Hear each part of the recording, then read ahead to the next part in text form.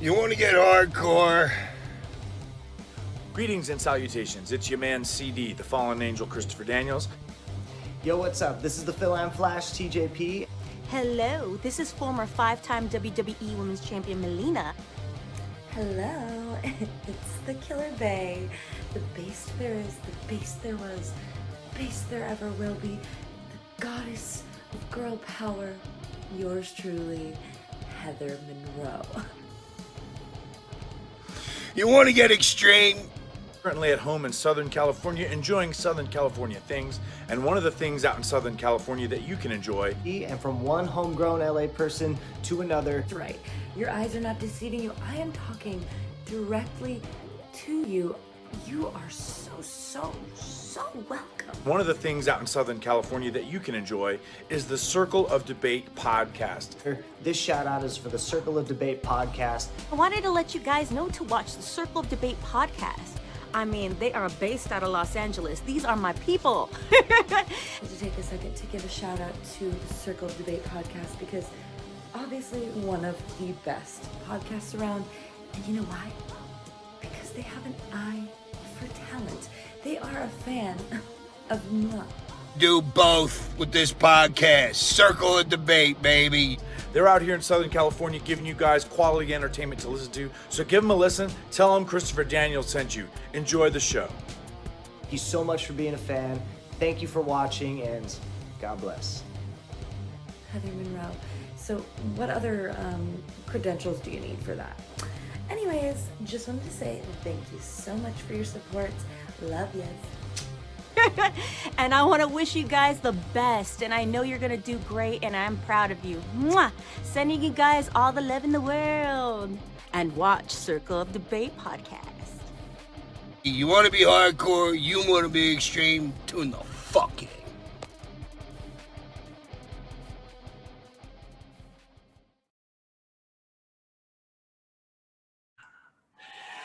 Welcome everybody to the Circle Debate Podcast. This is the host, the devious one, Ivan C. As you can see today, I'm on by myself solo, but I am joined with an honorary guest today that I'm so happy to have him on the show. I'm a big fan of his work. He is a 3-time Arizona State champion. He is Fetus's favorite son, and that is Mr. E.J. Sparks. How are you, Mr. Sparks? I'm doing great. Thanks for the wonderful introduction. I'm happy to be here. How are things going with you? Good. Just, living the dream. Just living the dream day by day. Let these promise from tomorrow, So I want to go ahead and get this started off, Mr. Sparks. So what the viewers and the fans would like to know, how did the journey begin for E.J. Sparks? How did it all, became in professional wrestling? How did it all start? Where it all began. Okay, so obviously, just like anybody else in this business, I've been a huge wrestling fan my entire life. Watching wrestling was like a tradition on my mom's side of the family and my dad's side. We'd always go to my mom's, brother's house, which was my uncle, to watch WCW, going to my grandparents' house to watch WWF back then. So it's always been like a huge tradition to just watch wrestling. And it was about a year after high school, back in 2013. I was working at McDonald's and just trying to figure out what I wanted to do with my life. And I was watching a Shawn Michaels documentary, and he said something in the documentary because I was trying to go to the University of Phoenix. Like I had an interview with them and everything. And Shawn Michaels, in his documentary, Heartbreak and Triumph, he mentioned to his father, he said, I don't want to waste any more of my time or your money. I know what I want to do, and it doesn't involve going to college. And it was kind of like something clicked in my head. I was like, wait a minute. I've been wanting to do wrestling since I was a really small kid. Like, why don't I look into this and go get trained? So the journey started that next year, 2014. I started getting trained, and the rest is history. Awesome. And what training academy did you actually, went to, and how, like, when you introduced yourself to that academy, you talk about, this is my career, this is my dream. I want to be a professional wrestler. What a training academy was that you train at? It was a small place that was running in Scottsdale at the time. Mm-hmm. It's not even around anymore, but it was like Future Stars of Wrestling. It was called the New Power Plant. And I live in Tucson, so I live 2 hours away. So I just And after work one day, I got in my car and I drove 2 hours there, and I let them know I wanted to be a wrestler, and I had to go through the tryout. And the head trainer there was his name was Lawrence Tyler, and I went through a whole bunch of body slams, which was horrible. Oh, Pretty terrible. And at the end of it, they said I have what it takes, and that they'll start training me whenever I'm ready. So the journey began with me driving 2 hours twice a week, Tuesdays and Thursdays, up to Scottsdale to get trained late at night from like 8 to like 11, driving home, getting back at like 1 in the morning, and having to get ready the next day. It was rough. wow. I can imagine. I can imagine that. Oh my God. And besides being, Lawrence Tyler being the head trainer at the time, was there did they had any special guests that came, like, giving seminars, anybody in particular? Or also with that, a follow-up question, in your class, who is actually still wrestling to this day that you train alongside with? And anybody in? Okay, so at the time, that was the original Championship Wrestling from Arizona, and there was a lot of stars that did come on the show. I met Shelton Benjamin there, which was like a crazy thing for me. Also, let's see, Carlito was there, Chris Masters, Gregory Helms was there, Deuce from Deuce and Domino, the old tag there. So there was quite a few like people there that would just kind of be there to like speak and like just kind of talk to us and whatnot. So that was pretty cool. And from my training class, there's one other, her name is June Jackson. Okay. Yeah, she wrestles in Arizona. She for a while she took some time off because of family stuff, but for a while I was the only one out of my training class that made it, which it always meant something to me, because there was like this 6'3" big buff Olympic guy who everyone like was investing all their time in, and he ended up being blessed, and I was the one who actually made it out. So that's awesome. That's really awesome, because it's nowadays is really difficult. I mean, I tried it out when I was here, because I'm in Los Angeles. I tried it with Santino's. Didn't work out, but, got injured. But, it is what it is. But I still love it. So moving on. So how about your first match? Do you recall your first match when you first debuted? And what promotion was it at the time? Was it with that where you trained at, or was it somewhere else that you debuted at for your first wrestling match? So my first match was a tragedy. I don't even like to go back. But basically, technically it wasn't for a promotion, but it was something that my head trainer Lawrence Tyler had put together. It was an elementary school show. Oh, okay. Which good that was my first match, because I was not ready to be in the ring, and they kept me protected because I was in like a 6-man tag team match. So I took a lot of heat. I ended up coming out on top and getting the victory with the ugliest swanton bomb you've ever seen. And it was a good experience for my first match. But yeah, I think starting off with a school show in front of like 100 kids who like are just going nuts about everything, I think that was the right way to start, honestly. That's awesome. That's awesome. And throughout your career, how did your relationship occur with Championship from Arizona? I mean, was that one of the first promotions that you started, wrestling for, or was it other promotions that you began with before Arizona, Championship from Arizona? So starting off, it was kind of a struggle for me.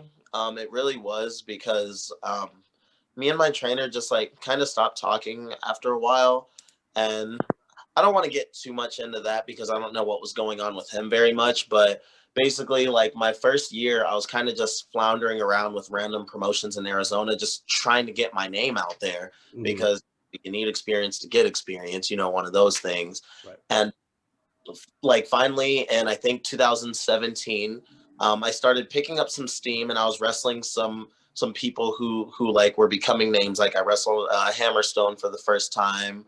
I wrestled Funny Bone out of Vegas. I was starting to wrestle some guys that they realized that I was pretty good. And my mentor, my wrestling mentor, Jay Garland, I actually reached out to him about Championship Wrestling from Arizona, because he knew those guys. and he sent me the way of the promoter at the time, and I messaged them, and they told me to just come out to a show and watch. I was like maybe 2.5 years in, so I just went to watch a show, and like I was like mind blown, like looking at how like television worked and everything. So Wrestling from Arizona was my first big promotion that I worked for. Okay. Yeah. That's awesome. That's awesome. I mean, I don't know how is it in Arizona right now with with the whole pandemic situation. I don't know if the doors are open or they're doing TV tapings. Like right here, for example, Championship Wrestling is still doing here in California, doing tapings but closed doors. So I don't know if Arizona is is doing the same thing, or how is it right now with the status of that? Arizona, it's kind of rough right now. There's a couple of promotions like IZW is running every couple of months, and then there's like AWF who's running here and there. But it's like selective seating. Like you have to pre-order your tickets, and everyone's like spaced out, of course. Unfortunately, Championship Wrestling from Arizona is not running right now, which a lot of people are like pretty hurt about, because like we had some really good stories and stuff going there, and like we had built this like huge cult following. So it really sucks that that's kind of on hold right now. Yeah, it is an unfortunate, because you guys have a lot of great talent out there, and seeing your feuds as well. I like with Gino Rivera. That's like one of my favorites. Talk to us about actually winning for the first time winning the Arizona State Championships. How was that feeling? How did you feel after that? When you just finally won that prestigious belt, what was your feelings at that time? My feelings at that time, my first run was a tough one, because my first run lasted about 2.5-3 minutes, because Evan Daniels came in and he cashed in the silver spotlight, which means he got an opportunity at the belt whenever he wanted. But pretty much that first time, it meant so much to me, because I had started my journey for that belt back in January, and the first time I successfully pinned Gino was in September. Yeah. And it was such a like culmination of everything I had worked on that entire year, and like everything that everyone had seen me go through. And like as soon as I got the pinfall, the camera like gets a close up to the crowd, and they were just going ballistic. So even though it only lasted a couple minutes, that first moment was amazing. It was like I could finally exhale and say, I did it. My name is forever in history now, no matter what. Oh man, definitely, because you're a 3-time. Come on, it is. Yeah. It's gonna come about. It's gonna come soon to be a 4-time. When you get that belt back from Ray Rosas. So I mean, you never know. Never say never. Never say never. Once again, like you have incredible feuds that you had. I love your matches with Will O'Day, Jordan Clearwater. The one that really stand out that I was surprised was before he got signed, to NXT. That's Killer Kross. You actually stepped into the ring with Killer Kross, and how was that experience? I mean, it looked like shit. you put a hell of a match against him, but talk to us about that match. How did you, what was the experience working with Killer Kross at that time? It was probably the most brutal match I've ever had. Brutal, and it's one of those that it was not even supposed to happen, because for that match, or for that show for Championship Wrestling from Arizona, it was promoted that it was going to be Killer Kross against Alberto El Patron. And something happened with his flight or something, and like he wasn't able to make it. And like as I pull up to the show and I'm getting ready to walk in, I pass by R3 and Evan Daniels, and R3's like, I feel bad for you. And I was like, okay, remember that. And I go in, I get pulled aside, and they're like, so Alberto's not gonna make it, so we need you to work with Killer Kross. And I was like, oh, okay. So like I'm like, oh, okay, whatever, I'm gonna get in there and do my thing. And so it was one of the best experiences of my life, because like at the time he was like the hottest free agent like out there. Like, so I knew that he was gonna be something. I knew that he was going to push me to like better myself. And that match against Killer Kross is actually what made a lot of the people working backstage open their eyes and say, we got something in this kid. So it's a very special match for me. Definitely. And it was. I mean, seeing that match was incredible. Like I said, that's what I'm a big fan of your work. The fact is how you're so agile. Just everything that you do in the ring is incredible. Like I said, the matches that you put up, that by far what I've seen. I'm just really, and this is me being a fan. I'm really upset that I haven't seen you in NXT or AEW where you should belong, in my opinion, honestly. Because shit, you've been what? Correct me if I'm wrong, like 5 years already. So, right, your career. Yes. So, you deserve that opportunity, and I hope that doors, one day comes knocking on you, and then here you go. And I hope it does. And definitely, I wish you nothing for the best for your future, and hopefully that does happen for you because you deserve it. You paid your dues for those 5 years, and I cannot wait to see you in AEW Dark, or NXT. I hope one day they do call you, and I just hope so. I appreciate that. That's the goal. I mean, I feel like when the time is right, it will happen. It's one of those things. I want to get there so bad that I'm like, I really want it. But I'm a true believer in everything happens for a reason. And when it's my time, I definitely will get there. So I appreciate you. Thank you. Appreciate you. Besides, your pro wrestling ring skills, I see also you have another skills of mixed martial arts. You have a little mixture. Are you like a kickboxer, or talk to us? How are you into what kind of like pretty much mixed martial arts are you doing? Okay, so I'm a kickboxer and a boxer somewhat. I'm mostly a kickboxer, but right now what I do like during the week, I actually train people in kickboxing and boxing. Oh, okay. Yeah, I do that one-on-one with people, but I also do like do boxing classes and stuff for fitness because my first love for martial arts was started real young. Me and my brother were really into the Power Rangers, of course. Who wasn't in the 90s? Man? So my mother put us in Taekwondo. So that's what started it, getting in Taekwondo. Then like as years went by and I got older, I got into other styles of martial arts like Kempo. I started learning some Muay Thai. And so now like kickboxing is my other love. So that's what I do outside here. So I still do like sparring and kickboxing and boxing, and I teach people. So yeah. That's awesome. And how many years do you have like doing that? Like learning kickboxing. How long? Let's see. So martial arts as a whole, I started at like age 5. So that's been a lifetime, it seems like. And as for like kickboxing itself, I'll say as a whole, maybe like 10 years, but on a serious note, maybe like 5 years, I'll say. Like a serious kickboxer, yeah. That's awesome. That's really, really awesome. Another question I wanted to ask. So how did the name EJ Sparks came about? How did it all, begin with that? So my name, it's like a totally different story. I do so much. So my name EJ, that's my initials. Okay. That's my last name. And I like names in wrestling like CM Punk and AJ Styles. I was like, I want to use my initials and have like a cool last name. And I was like brainstorming names, and like the original one I came up with was EJ Flash. And that's my favorite basketball player, Dwayne Wade. His nickname is the Flash. And that would be pretty cool. But then I was like, but it sounds a little too superhero-y. So I need something else. And I was watching some of my old dance videos because I actually have my own dance crew. And one of the old members from high school, his name was Kid Spark. He was one of my best friends, and he had to like move away to Mexico, and I haven't seen him in forever. Oh. And so what if I went with EJ Spark? And then like I said it a few times, and I was like, well, I'm gonna just add an S on the end of that. We'll do EJ Sparks and see if it clicks. And it kind of stuck. I came up with that while training. So I was able to kind of use that, by the time I was having my first match and whatnot. Oh, that's incredible. That's awesome. I didn't know you were a dancer either. So how long you been? See, you have a lot of attributes, man. I gotta give it to you.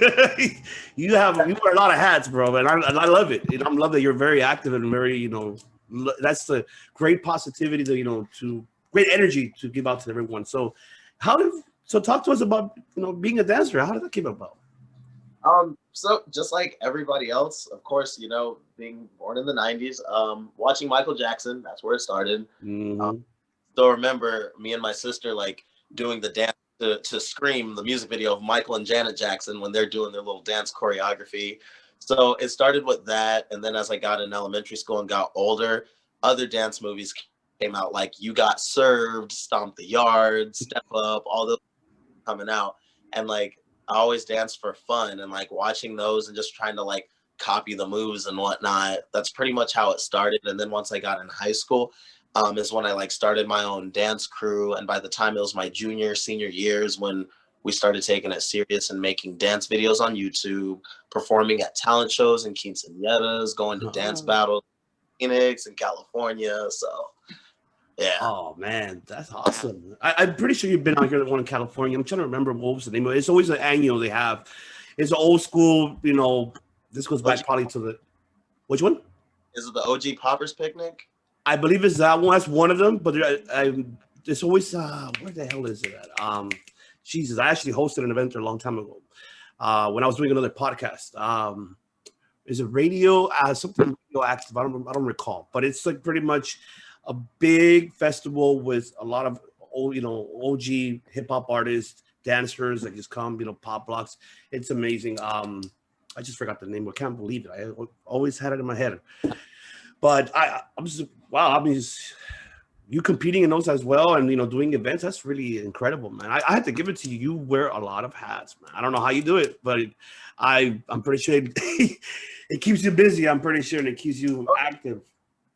Definitely. Now my other question is, which besides the Killer Kross one that stand out throughout your career, which one by far has been your favorite and working with this individual because of the chemistry? So which one has been by far your favorite match out of all the matches you had as of yet? That's honestly a tough one to say. It really is. Like I like working with different people for different reasons. Mm-hmm. For example, my feud with Gino Rivera that lasted like over a year. That was one of my favorite things to do because he really taught me how to carry myself as a main eventer.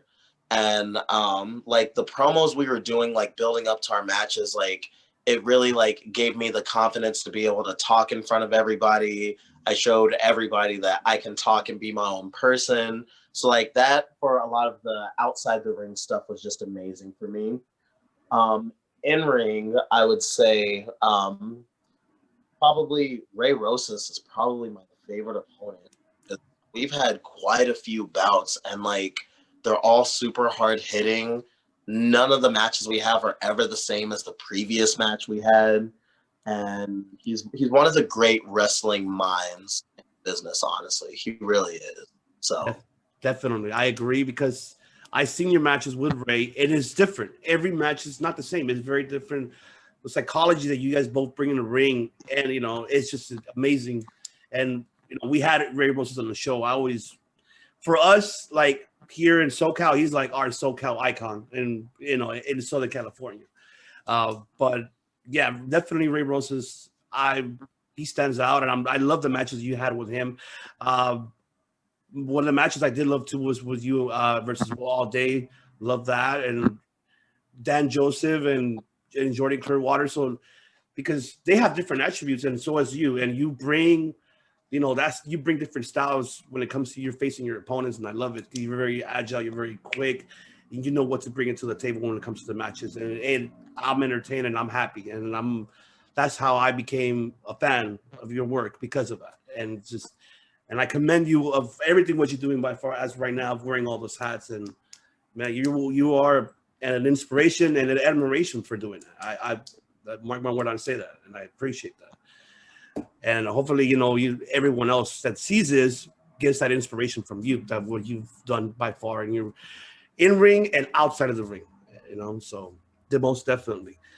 Another question that I would like to ask, everybody pretty sure asked this question, but let me ask you, if you could book a dream match, what event and with who?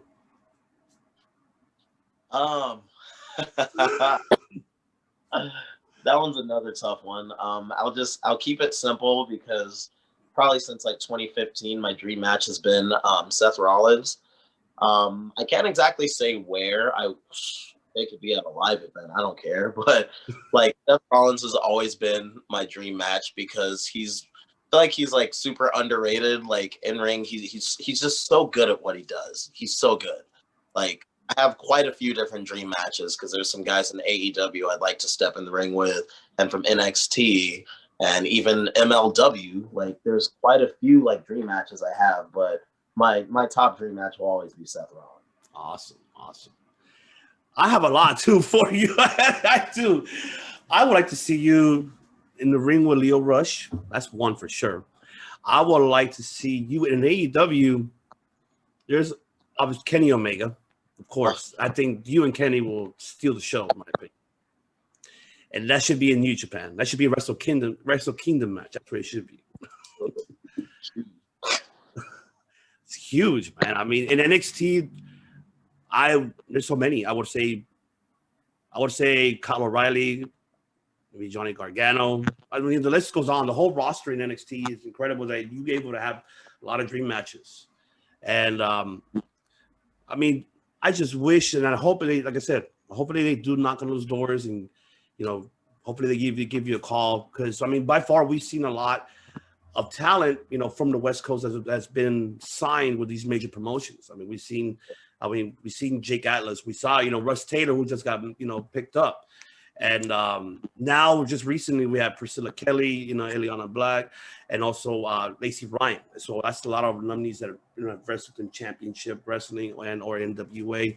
And I'm hoping they give you a call and, hey, come on down. I'm hoping to see you on AEW Dark or on NXT. Man. I'm praying nothing for the best for you. Now, and speaking of that, I wanted to ask what right now for 2021 hosted, what are your plans for this year for EJ Sparks at this moment?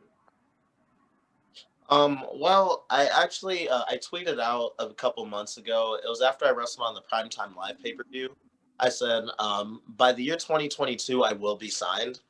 And honestly, that's the goal every year until it happens. And things have been like crazy on hold right now, like with like the pandemic still continuing, and like now Championship Wrestling from Hollywood kind of on hold right now as well. And some other things that I was trying to build up to, like we're already almost in February. And by now I thought that I was going to be doing something bigger, but this pandemic slowed things down again. I'm still kind of keeping quiet until I know for sure what's going to happen.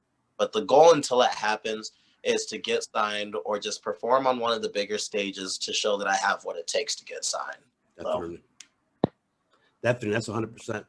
I cannot wait. But I'm hoping this will be your year for sure that you get signed by the end of the year 2021. I'm saying it first. By the end of the year or mid-year, I hope to see you on NXT or on AEW, or heck, even in New Japan Strong Style. Why not? I mean, there's so many out there money promotions that your abilities, everything, all the above, you're able to contribute to those promotions. And I definitely wish you for the best for that. And now, one more last question I wanted to ask. Before this whole global pandemic occurred, you don't have to mention names, but I want to, just curious. I got a curiosity. Curious kills a cat. Any funny stories? Any funny moments?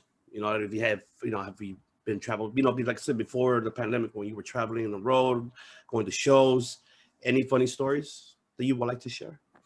From the top of my head, that's a tough one. Funny stories. Well, let's see. Off the top of my head, I'm not sure. I do have a story that I do like to share. I wouldn't say it's funny, but I kind of look back and laugh because when I was first ready to perform on Championship Wrestling from Arizona, and of course it's television and they have like certain ways that they want to set everything up. They pulled me aside and they said, "Hey, is your real last name Sparks?" I was like, "Nope, just this is my name." And they're like, "Okay, good. We might need to change your name because we have a Devin Sparks on the show and we don't want two Sparks on there." And I was like, "Oh crap! Like, what am I gonna change my name to?" Right. And I thought it was funny because that happened, and then there were like murmurs backstage. I started hearing people say that I was good, but I wasn't ready or good enough for television and whatnot. Fast forward 1 year later, by the end of year 2018, I was 2-time Arizona State champion, and face of the company, and I was pretty much running the damn place. So not necessarily a funny story, but I look back and I'm like, it's funny how things started out and how like time progresses and whatnot. And it feels so good to just silence the people that doubt you. It really does feel good. Exactly. I agree 100%. Oh, 100%. Because yeah, you always want to, silence your doubters, prove them wrong, and you have done that, and I commend you for that, for doing that. And you're still gonna do it to this day, and I'm looking forward. I appreciate you very much for taking the time and the opportunity to join me today. Now, before we let you go, if you want to go ahead and let the viewers and subscribers know where can they, follow you, where can they find you on any social media platforms? Yes, of course. So you can find me on Instagram at The Real EJ Sparks. I'm posting a lot of stuff on there. Most of my wrestling content goes on there. Some of my kickboxing content is on there as well. Same thing on Twitter. You can find me at The Real EJ Sparks. I'm getting more active on Twitter. And of course, if you just want to follow my journey on YouTube, I'm constantly posting my matches, my interviews, my training, everything. All you have to do is search EJ Sparks. My channel's right there on YouTube, and you guys can come along with me and follow me on my journey because it's just beginning. Exactly. And once again, man, I appreciate you very much for taking the time, opportunity to join us. And I hope we can have you back. Maybe we could discuss, we normally have like a little top 5 where we talk about our top 5 WWF, like towards the Attitude Era or towards, the 2000s eras, or WCW or ECW. So I'm hoping, and I'll reach out to you, see if you would like to join us one day to have one of those top 5 moments, because I would love to have you back on the show. Right on. I'd love to be back. And thank you so much for having me on. It was a blast, always. Oh, man. Thank you very much. So there you go, ladies and gentlemen. I appreciate once again Mr. Spark for joining us. All his social media platforms will be below the description. I will go ahead and put the links. Make sure you follow his YouTube channel as well. Follow his journey, because we're following his journey, and we're hoping nothing but best for the future for Mr. EJ Sparks. And could be a 4-time Arizona State champion by beating Ray Rosas, or he could be maybe the Heritage champion. You never know. There's a lot of things that you're going to be unexpectedly seeing from EJ Sparks. So once again, ladies and gentlemen, thank you so much for tuning in, and we will see you guys